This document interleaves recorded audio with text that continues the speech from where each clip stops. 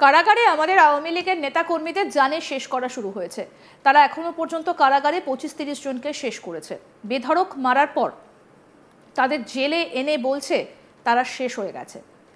জাতির উদ্দেশ্যে ইউনূসের ঘৃণ্য ষড়যন্ত্র ফাঁস করে দিলেন শেখ হাসিনা।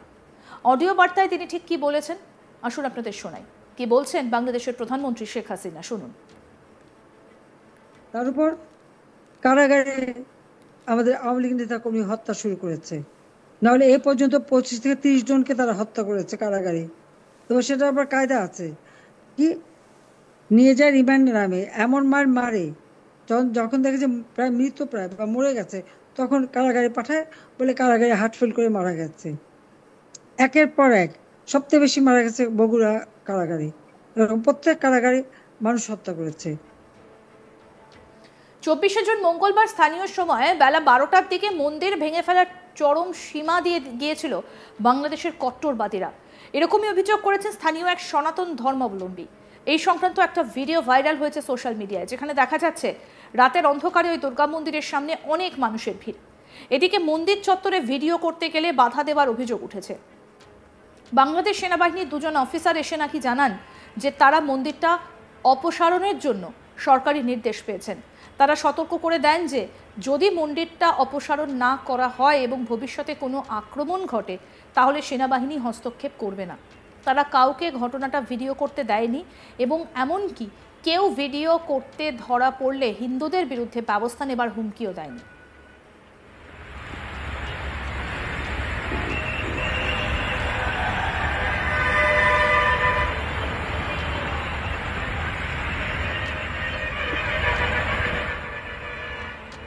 এরপরে আওয়ামী লীগের নেত্রী শেখ হাসিনা এক অডিও বার্তায় তীব্র নিন্দা জানিয়ে বলেন, কারাগারে আমাদের আওয়ামী লীগের নেতাকর্মীদের জানে শেষ করা শুরু হয়েছে। তারা এখনো পর্যন্ত কারাগারে 25-30 জনকে শেষ করেছে। বেধড়ক মারার পর তাদের জেলে এনে বলছে তারা শেষ হয়ে গেছে। কি বললেন শেখ হাসিনা আসুন আরেকবার শোনাই। তার উপর কারাগারে আমাদের আওয়ামী লীগ নেতা কর্মী হত্যা শুরু করেছে। নাহলে এ পর্যন্ত 25 থেকে 30 জনকে তারা হত্যা করেছে কারাগারে। তবে সেটা আবার কায়দা আছে, কি নিয়ে যায় রিমান্ডে নামে, এমন মারে যখন দেখে যে প্রায় মৃত প্রায় বা মরে গেছে তখন কারাগারে পাঠায়, বলে কারাগারে হার্ট ফেল করে মারা গেছে। একের পর এক সবচেয়ে বেশি মারা গেছে বগুড়া কারাগারে। এরকম প্রত্যেক কারাগারে মানুষ হত্যা করেছে। খিলক্ষেত থানার পরিদর্শক মোহাম্মদ আশিকুর রহমান এই ঘটনাটা নিশ্চিত করেছেন। তিনি বলেন, আমরা এমন একটা ঘটনা জানতে পেরেছি, আমাদের ঊর্ধ্বতন কর্মকর্তারা বিষয়টা মীমাংসা করার চেষ্টা করছেন। সনাতন ধর্মাবলম্বী নেতারা থানায় আসেন এবং আমরা তাদের সঙ্গে কথা বলেছি। বিষয়টা সমাধানের চেষ্টা করা হবে। তিনি আরও জানান যে মন্দির ভাঙার আলটিমেটাম দেওয়ার বিষয়ে কিছু কট্টরবাদী মানুষ সেখানে উপস্থিত হয়ে একটা উত্তেজনাকর পরিস্থিতির সৃষ্টি করেছে। এমন পরিস্থিতিতে অনেকেই অনেক কিছু বলে, তবে আমরা পুরো বিষয়টা দেখছি যাতে করে কোনো অপ্রীতিকর পরিস্থিতির সৃষ্টি না হয়। এই ঘটনা প্রসঙ্গে এক স্থানীয় বাসিন্দা কি বলেছেন শুনবো এবার। প্রশাসনিক দিক থেকে তো ওই অবস্থায় যখন আমি ভিডিও করতে যাই তখন সেনাবাহিনীর কয়েকজন আমাকে হাত ধরে টানাটানি এবং কি বিভিন্ন ভাবে হেনস্থার এক প্রকার হেনস্থায়ী সবার সামনে যেভাবে হাত ধরে টানাটানি করলো, এটা আসলে দুঃখজনক। আমার মন্দির ভেঙে ফেলছে, আমি এখানে ভিডিও করব নাকি আমি প্রতিবাদ করতে আসছি? আর আমার একটা মন্দিরে কিভাবে এইভাবে ভাঙচুর করতে পারে, তাও প্রশাসন বলে ভিডিও কি জন্য করতেছো? আমারে আবার প্রশ্ন করে ভিডিও কি জন্য করতেছো? মন্দির ভাঙচুর করতেছে আবার আমারে প্রশ্ন করে ভিডিও করতেছো কি জন্য? এই ঘটনার পর মঙ্গলবার সকাল থেকেই মন্দির চত্বরে পুলিশ মোতায়েন করা হয়েছে। তবে পুলিশ মোতায়েন হলেও স্থানীয়রা ভয় পাচ্ছেন, কারণ তারা মনে করছেন যে উগ্রবাদীদের হুমকি মূর্ত রূপ নিতে পারে। স্থানীয় সনাতন ধর্মাবলম্বী নেতারা জানান যে এই ধরনের হামলা এবং হুমকি তাদের ধর্মীয় স্বাধীনতা এবং সংস্কৃতির উপর প্রত্যক্ষ আঘাত হিসেবে দেখা যাচ্ছে। তারা দাবি করেছেন যে সরকার ও প্রশাসনিক কর্তৃপক্ষকে এই ধরনের ঘটনার বিরুদ্ধে কঠোর পদক্ষেপ নিতে হবে, যাতে সনাতন ধর্মাবলম্বীদের নিরাপত্তা নিশ্চিত করা যায়। চেষ্টা করতেছে যারা বহির্বিশ্বে প্রচারিত করছে হিন্দুদের উপর কোনো নির্যাতন হয় না, কিন্তু অথচ সারা বাংলাদেশে চলছে। এই দাদা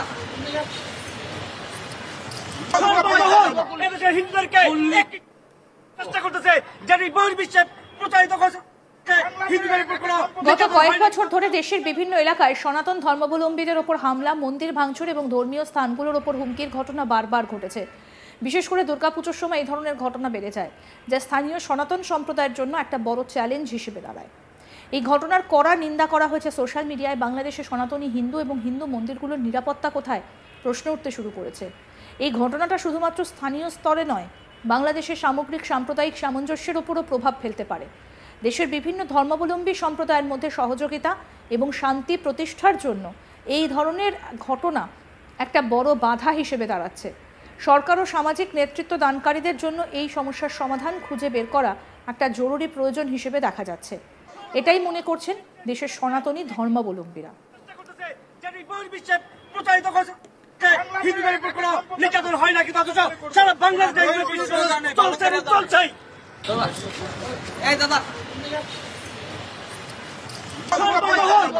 হিন্দুদেরকে চেষ্টা করতেছে যে বহির্বিশ্বে প্রচারিত করছে হিন্দুদের উপর কোনো নির্যাতন হয় নাকি কি বলছেন স্থানীয় বাসিন্দা, আসুন শুনি।